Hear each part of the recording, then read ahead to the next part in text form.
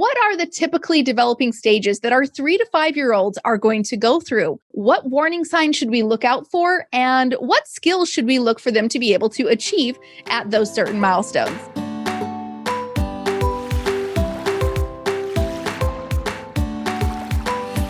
Welcome back to our Preschool All-Stars podcast. I'm your host, Joy Anderson, and with me today is my good friend, Heather Greutman. She is a certified occupational therapist and the creator of the amazing blog, Growing Hands-On Kids. So welcome, Heather, to our podcast. Thank you for having me. I'm really excited to be talking about this, and I could talk about it all day. So it's a perfect topic. Oh, me too. I love this topic so much. And we have several other speakers who are going to be talking on it. But I brought you on specifically because you are the queen of developmental stages and skills and milestones and being able to make sure that our kiddos are progressing through those correctly. So before we get into that, though, where did this whole journey begin? I mean, you're the creator of this amazing blog, but where did this all start? Yeah, so I originally wanted to be a teacher all my life. I knew I wanted to be a teacher and had plans to go to school to be a teacher. And then when it came down to it, money was a big part of it. I just decided to stay closer to home. And my boyfriend, now husband, was going to physical therapy assistant school, and he saw like in the catalog of, here's the different programs we offer, and he saw occupational therapy assistant, and he was reading the description. He's like, oh, that sounds like something you would really be interested in. And I was in computers, graphics at the time, and just not feeling it because I'm more of a people person and I like computers. I mean, obviously I run my own website now, which is kind of funny, but I wanted more interaction with people. And so when I saw that description, I also said I would never be in the medical field because I hate needles. But then when I saw the description of occupational therapy, I was like, oh, that sounds like something I could do. I know I want to work with kids. And so going into school, that's just something I always kind of knew I wanted to do, was to always work with children. Once I got out of school, which I actually did not do right away, because the first job I was able to find was in the nursing home. So I did that for a couple years. And then I finally found my dream position in the school system and ended up working in 3 different districts with school-age children. So we start at preschool, age 3, and I worked all the way up through high school. So yeah, but preschool was definitely one of my favorite ages to work with. That's like the most fun because you get to play all day. And as we've talked with others, play is their work. Oh, totally. Totally. Mm-hmm. Everything that we're going to talk about today, as far as milestones and what they should be hitting, can all be done with play. So it's the best part of it is you don't have to have any fancy tools or setups or anything, just play. That's basically what it boils down to. Oh, I'm super excited to dive into this. Now, how did you decide to go into the website, though, to help others? Where did that start transitioning in? Right. So I was working and I just kind of wanted a creative outlet. And so message boards were kind of the thing at the time, and blogging was just kind of starting. And so I started a blog, and it wasn't anything occupational therapy related. It was just whatever I felt like writing at the time, just kind of how everybody did. And I just really enjoyed it. And so then as years went by, I was like, oh, maybe I'll share an activity, that I'm doing at work, and just, randomly put things up. And then I started noticing that those activities that I was sharing were getting the most views. And then I started hearing, all this chatter of, making an income with websites. And I'm like, oh, this is kind of interesting. And so I started learning more about it, and also realizing there were not, at the time, a lot of therapy related websites out there. And so once I started seeing that that's what people wanted, and also realizing that I could do it from home, I knew I wanted to have children, someday. And we also homeschool. And so the ability to stay home with them was a big part of that. And so, it just kind of grew from there. And so, now I stay home. I'm not currently working as an OT assistant, but I keep up with my licensure and all that, and continuing education, and just use all my background to share resources for a lot of other therapists that then share with their parents and teachers, and also teachers and parents. So, yeah. Oh my goodness. Wow. A wealth of knowledge and experience. Now you can bless millions of lives everywhere. That's so awesome. Yeah, So, it's really fun to just hear from people like all over the world that I would never have reached if I was still working. But of course, it's the best of both worlds, really. yeah, absolutely.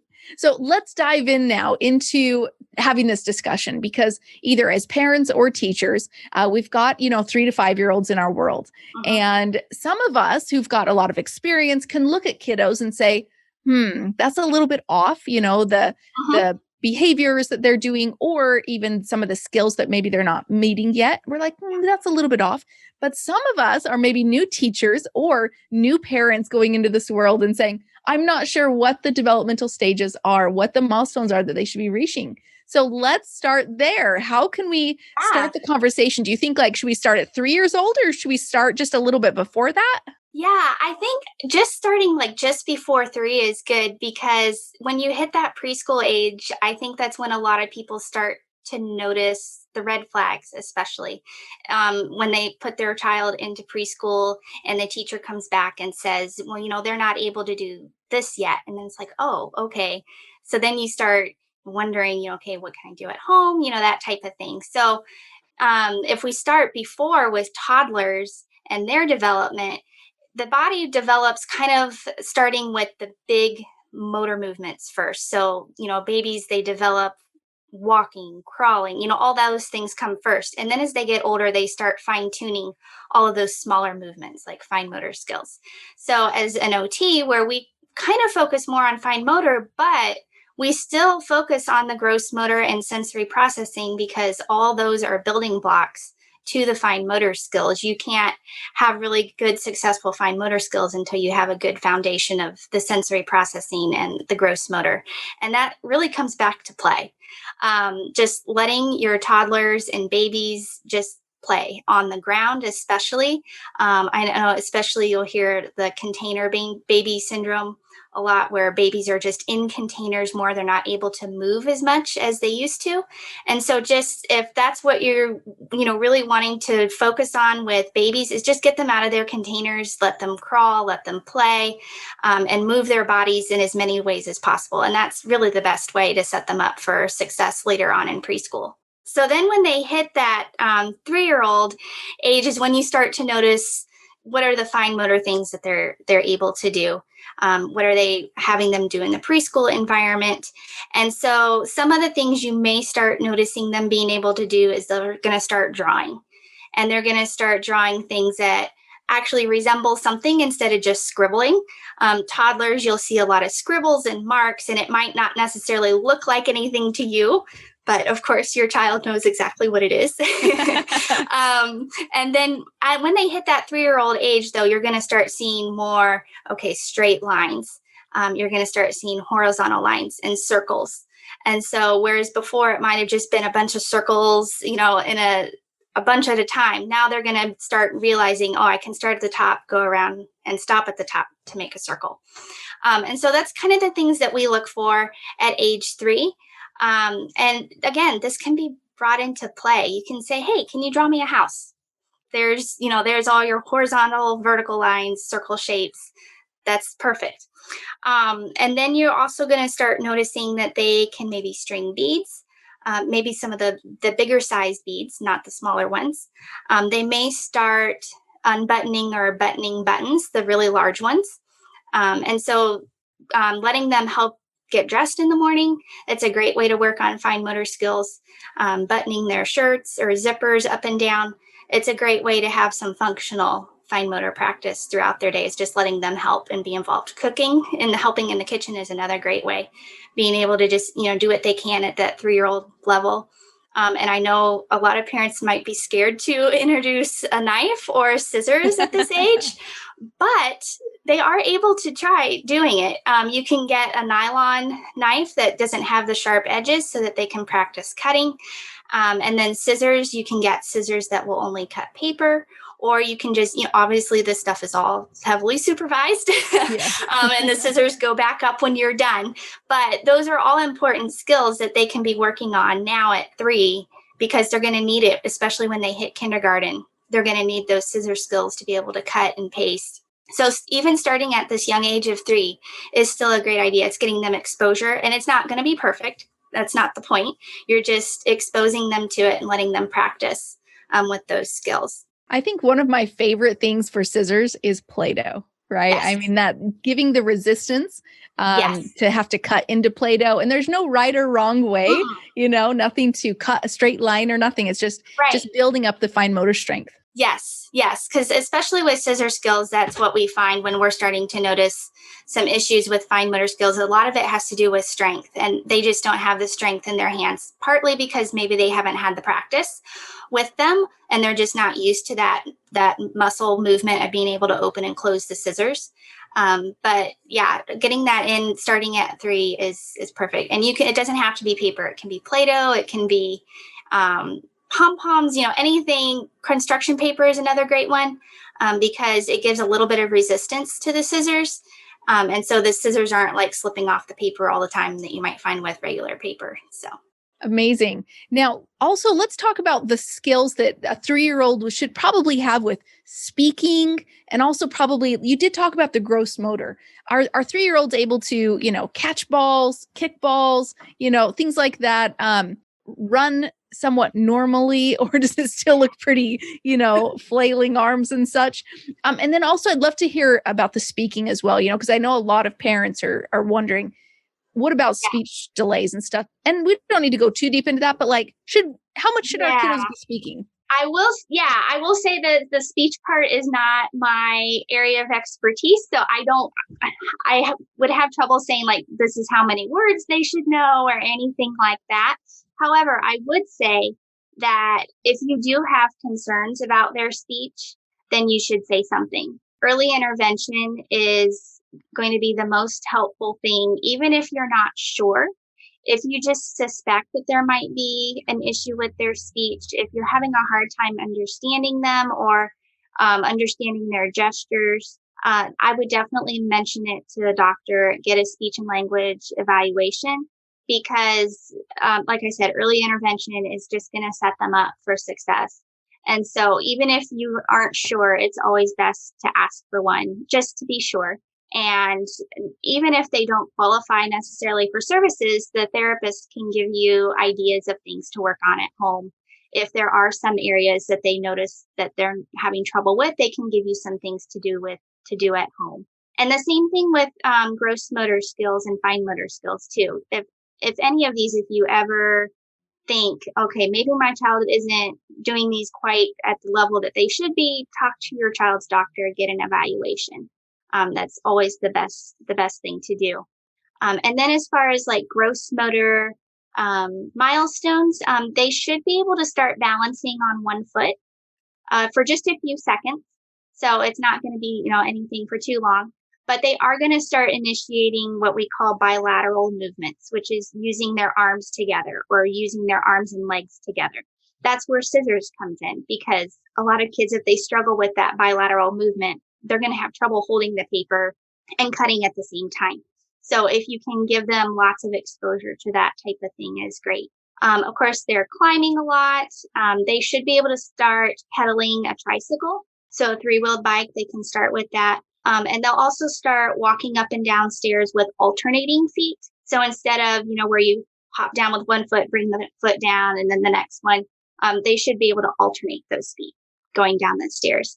And then they can also jump in place with their 2 feet together and then also jump forward. So those are some things that you can look for. And then they should also, obviously, most kids are running by this age, so they should be able to run fairly well without tripping or being able to see where they're going and not fall as often when they're running. So now let's go ahead and talk about, sometimes things don't just happen exactly on point, right? We've got kiddos who are possibly typically developing, and then we've got kiddos who are a little bit later developing. So, and then we've got actual real developmental delays. where should we be looking? Are we within a couple months that we should be like, okay, if things are developing okay, or if we're looking into maybe 3 months, 6 months of not hitting certain milestones, we want to be having that discussion with the doctor. Yeah, I would say probably somewhere within the 3 to 6 month range. If you're still noticing that they haven't hit a milestone after 3 to 6 months, then I would consider talking, to your child's doctor. And again, there's a big range in all of this. So when we talk about milestones in 3-year-olds or 4-year-olds or 5-year-olds, you may have a 3-year-old that doesn't start doing something till 3.5 or closer to 4. So it really is going to depend. But if you're noticing that, 3 to 6 months after an age and they aren't doing something that maybe you're seeing other 3-year-olds doing, then I would definitely say something to your doctor. And like I said, early intervention, if anything, is just going to set them up for success later on in academics, especially. So it doesn't hurt to start that process if you suspect that there's something going on. And that's such a good conversation to have with your pediatrician, your doctor. So they're the ones who know all these skills and these milestones. And they're going to be the ones to either, give you a little bit of peace of calm and saying, yes, they're still on track, or, I see what you're saying here. Let's go ahead and monitor it. Or, yes, there definitely is something here. Let's go ahead and get a referral out. So we talked about the 3-year-olds. What about when we're hitting that pre-K age? Yeah. So when we're hitting 4-year-old age, you're going to see a lot more fine tuning of those fine motor skills, especially. You're going to see potentially some children will start holding a pencil. Again, this is very early. I would not be sitting down and trying to get your 4-year-old to hold a pencil because they just may not want to. They may not be interested, and that's totally fine. But they're going to start making more shapes. So I'm going to refer to something called pre-writing skills, which is really those lines and shapes that we look for kids to be able to do before they can write. And so that 3 to 6, really 4 to 6 your age is when children really start mastering those pre-writing lines. But it's also important to realize that they're not going to be able to start writing appropriately until they've mastered these lines. And I think a lot of parents may not realize that. And so if you're trying to get your 4-year-old to write their name, depending on the letters in their name, some kids may have some easier letters than others. They developmentally just may not be able to do that yet. And that's totally okay. But you can start introducing these shapes and lines to them, like an X shape or a cross shape, right and left or slanted lines. They're called oblique lines. Or square shapes are all something they can start being introduced to at age 4. And that really sets them up for good handwriting later on. And then they should be able to start touching the tips of their fingers together. This is important with holding a pencil. That pincer grasp, being able to pick up smaller objects and just use those two pinchers together is really important for future handwriting and also just fine motor in general. You're also going to start noticing more coloring skills. So they might be able to start staying within the lines more when they're coloring. And then you're also going to notice them starting to be able to cut things out better. So maybe a circle shape, they might be able to cut without as many jagged lines, or a square shape. And then you're also going to see them being able to do puzzles. So, and actually 3-year-olds too. But 4-year-olds, you'll see them be able to do puzzles with more pieces. So maybe 4 to 5 pieces instead of just the 3 pieces that you see in a lot of, 3-year-olds doing. Mm-hmm. And then as far as like eating skills, also they can start using a fork correctly, a spoon correctly, and actually a spoon they can start using between 2 and 3 too.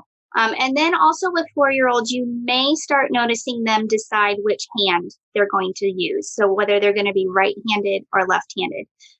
This is very early though. Most kids, they have up until really almost age 6 to decide what hand they're going to use. So you're going to see a lot of jumping back and forth. And that's totally okay for this age. Especially if they're not used to a certain activity and they're switching hands because one hand gets tired. You're going to see that a lot at this age, and that's totally normal. And then I didn't know if you wanted to get into gross motor stuff. Yeah, let's definitely talk about that. That's amazing. Yeah. So with gross motor, You're going to see them catching balls more, being able to bring both those hands together to catch smaller balls. They're going to be able to kick balls forward. You're going to also see them starting to throw overhand instead of underhand. They can start running obstacles, being able to walk on a line. So, and that doesn't have to be like a balance beam. It could just be, a line on the ground.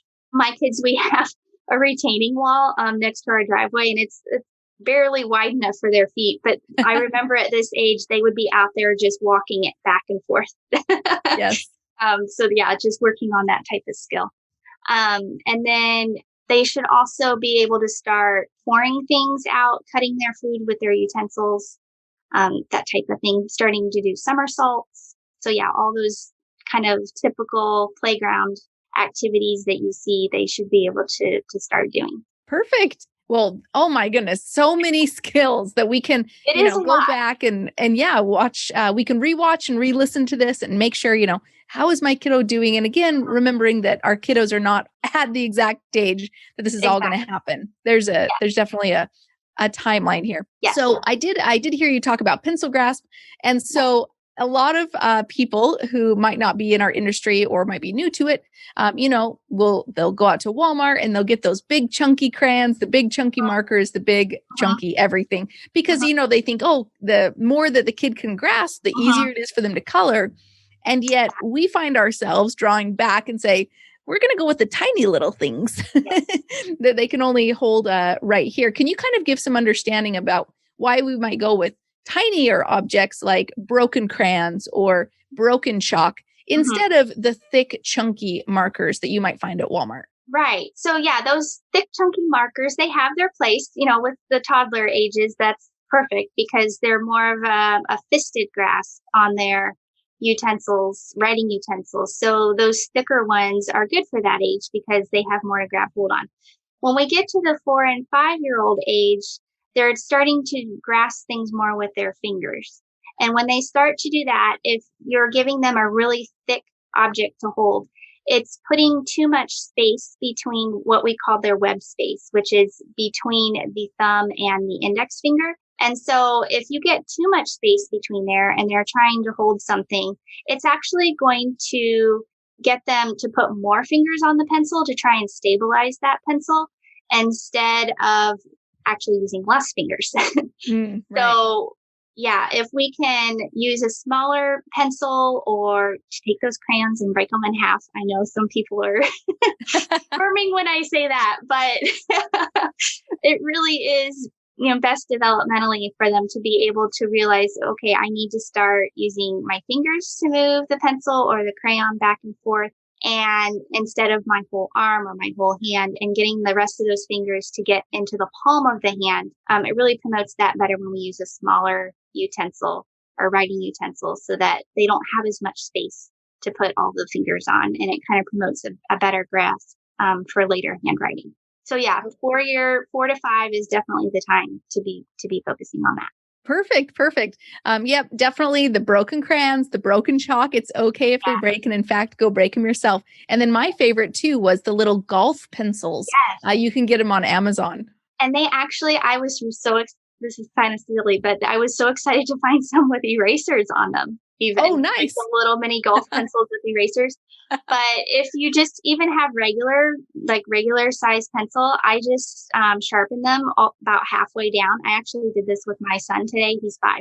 So we were doing some preschool stuff earlier and he wanted a pencil. And I was like, well, this is a really big pencil, so let's sharpen it down. So I sharpened it down to about half its size, just so that he has less space. And it's a little bit easier to grasp because when you look at a pencil, they're really long. So it's a lot for a 4 and 5-year-old to try. They've got to keep the paper straight, first of all, or keep it still. And then they're trying to use this pencil and it may be sticking up really high and they're not quite sure how to hold it yet. So if you can shorten that and make it easier for them to manage, it's really good. That's perfect. And of course, A handheld pencil sharpener is not going to work out in those scenarios. You need an electronic one. Yes. I do have an electronic. Sure. Yeah. I love it. Well, this was so helpful. I know everybody probably has pages of pages upon notes. So thank you so much for sharing all this gold today. Where can our listeners find you? I know they're going to go want to get more information, more resources from you. So where can they go? Yeah, so you can go to my website, growinghandsonkids.com. I actually have checklists of all of the things that we talked about today. So fine motor skills, gross motor skills, visual motor. I have a pre-writing skills checklist, a scissor skills checklist. So if you missed something or was like, oh, what did she say at that certain age? I have all that in handouts that you can get on my website, so you don't have to feverishly take notes. But yeah, if you, most of that is on my homepage, or you can just search for those specific things in the search bar on the homepage. But growinghandsonkids.com, and then I'm on Facebook and Instagram under the same name as well. And I try to share a lot of activity ideas and handouts also on both those. Amazing. So everybody quickly go over to growinghandsonkids.com to be able to get your checklist. And of course, you can find her social handles on her website as well. So again, thank you so much, Heather, for being on our podcast. Thanks for having me. It was great. If you love today's episode, then you are going to love this. I want to give you a free gift in your hands. This is a copy of my book, Start Your Preschool, and I want to get it to you for free. Yes, I said for free. It is a 300-page book. It'll help you learn the step-by-step process to actually starting your local or your online preschool. Every single step that I walked myself through, as well as the thousands of women who've created their own successful preschools, have gone through the exact steps listed in this book. Not to mention, I also share 20 amazing women's stories. So you can see how not only did it work for me, but it works for amazing women just like you as well. I want to get you this free copy. Just go to freepreschoolbook.com or click the link in the description and we'll get it to you today. Again, just go to freepreschoolbook.com and we'll get it right to you.